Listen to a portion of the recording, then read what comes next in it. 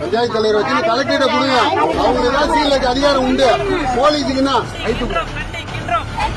தமிழ்நாட்டுல இப்படி ஒரு போராட்டத்தை இதுவரைக்கும் பார்த்ததே இல்ல. இந்த கம்பெனியை திறந்து 1.5 வருஷம் ஆகுது. இந்த கம்பெனில வெரி பேட் ஸ்மெல் வந்துகினே இருக்கு. பசங்க நடமாட முடியல, பெரியவங்க நடமாட முடியல, சின்னவங்க நடமாட முடியல. அது 2 வருஷம் சுவாசிச்சா கேன்சர் வரும்னு சொல்றாங்க டாக்டர். இந்த புகையை சாதா புகையா இருந்தாலும் பரவாயில்ல, மூச்சு விடாத அளவுக்கு இங்க வாசனை வருது. இந்த வாசனை நிறுத்த சொல்லி நாங்க எவ்வளவு கம்ப்ளைண்ட் பண்ணோம், அவங்க கிட்ட முறையிட்டோம். அவங்க கேட்கற மாதிரி தெரியல. இது சாப்பிட முடியல, மூச்சு விட முடியல. இதனால ஊர் மக்கள் நிறைய பயப்படுறாங்க. எதனா முகத்தை மூடிக்கொண்டு போராடிய ஊர் மக்கள் இவங்க உழைக்கிறதுக்கு நாங்க எங்க பசங்க பலிகடை ஆகணுமா? அதை எப்படி நாங்க சுவாசிச்சு ஊர் உள்ள இருக்க முடியும்? உயிருக்கே ஆபத்து இருக்கிறது என்பதால் ஊர் மக்கள் செய்த வித்தியாச போராட்டம்.